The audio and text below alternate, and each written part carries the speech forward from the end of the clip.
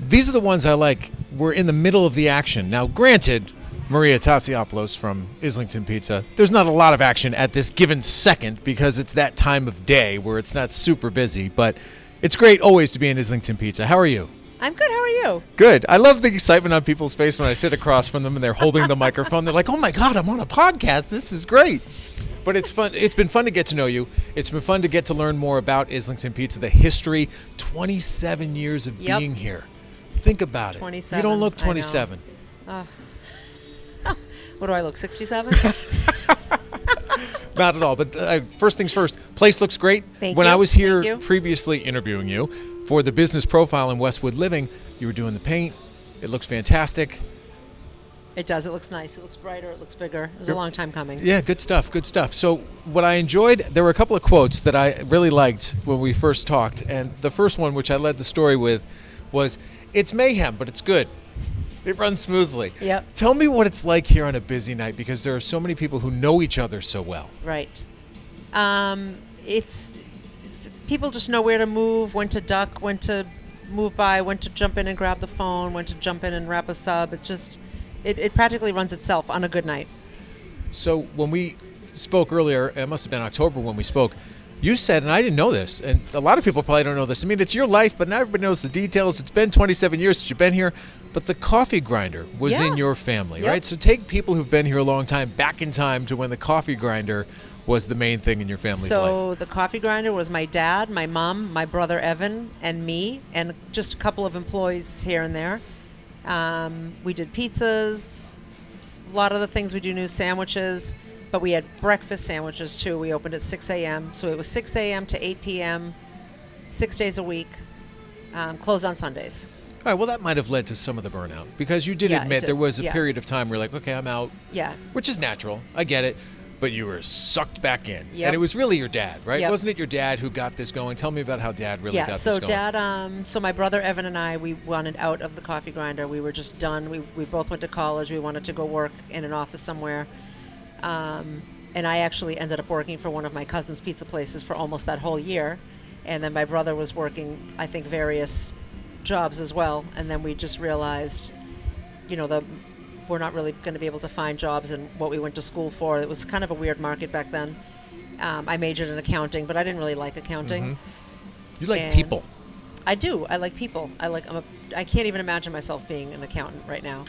So probably, I think we closed in October, the coffee grinder, and then the following December we reopened this. My dad, it used to be a paint store, and the landlord, Alfred Magaletta, the dad, not the son, had it up for lease, and my dad talked to him, and they were both like older and old-fashioned. That guy was Italian, my dad's Greek, and they came up with a good deal. And my dad asked my brother and me, "Would you like to start over?" And we were like, "Yeah, let's do it." All right, there you go. It worked out nice. You opened up right after Christmas in The 1995. day after Christmas, in 1995.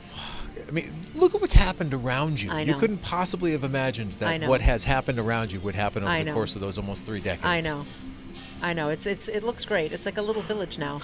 It's really nice. That was the purpose. Giorgio's done a great job. He's now done the a boss. fabulous job. Everything looks very tasteful, very awesome. So we talk about you being a people person, but what do you like specifically about this not location, but like your spot? It's your thing. You know everybody when they walk in. They're like, Maria. Yeah, like everybody that lives probably within at least a 1 mile radius comes in here regularly. People, honestly, a lot of my lunchtime customers, I know their names. I've known them for years. I don't know where all of them work, but I know that this is their lunch spot. It's their spot. And some of the guys customers that come in here, they are so regular that some of the guys will start making their food before they even have to come up and order. They see him coming up. Well, I will say this. You're on speed dial at my mom's house. Shout out to Mom.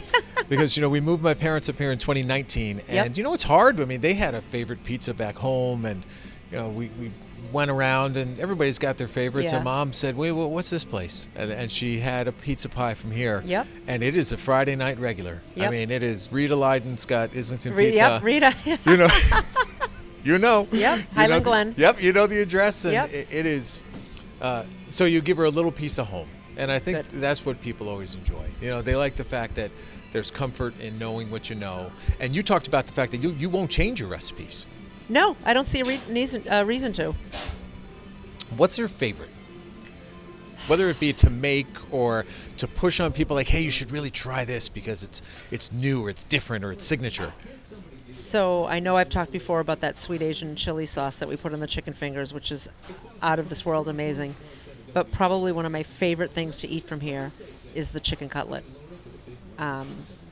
Specifically when it's chicken Parmesan style. But I mean, we have fresh chicken, we pound it, we bread it, we fry it. It's just the best thing. It's delicious. It is delicious. And our pizza, of course. I can attest to that. I did have a steak and cheese right before this conversation. It's the first time I'd had one. How here. was it? Oh, it was great. Yeah. I don't put a lot on it. A ton of steak and Oh, cheese. you do? You don't do even the need to put onions. anything on No, it. it was great. I just had the steak, I had the cheese, I had the bread. Yeah. Trying to minimize That's the all extra you need. stuff. One of the things that also made me laugh when we talked is that you said you've spent so much time in Westwood, but you've never lived here, right? No. You've lived in Dedham. I grew up you've in lived Dedham. in Walpole, Norwood. And then I've lived in Norwood for like 25 years. Yep. But pizza's kind of in the family still, though. 'Cause Oh, yeah. Evan's still doing his thing. Evan What's still he has doing? Pizza Doros in East Dedham. My husband Rob owns Crisp in Walpole and in Canton. My cousin Maria owns a Dedham House of Pizza. That's crazy. Yeah.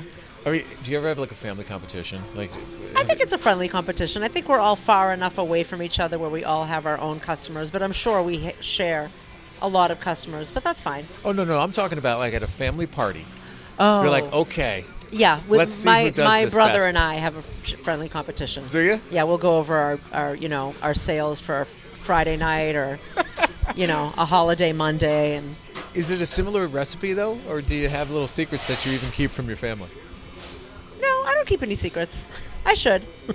I should. What do you see as the future? You have a niche. You've got a place that you're very comfortable with.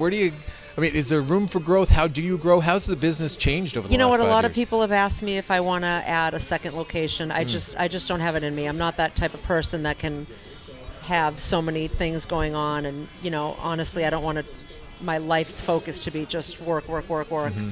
I'm perfectly content just having my Islington Pizza until I just can't do it anymore. So I can't give you a specific number of years. Well, it's 27 that you're up to now. Think about that. Yeah. 27 years in business. I don't know if I'll make it to 37, but Okay, little peek Somewhere in the into 30s. the window, Yeah, somewhere into somewhere the in the 30s. 30s. That's good. Delivery has changed because, a lot of times it's just been by phone. Right. But that's now, I would imagine, significantly changed because I would guess people are ordering a lot online. Can people order online? You know what? We actually do not have. You don't do the as online of thing yet? yet? Online ordering. We That's do how the have. business We is gonna do grow. have. We do have Grubhub and DoorDash, Okay. which bring us a little extra business. Okay.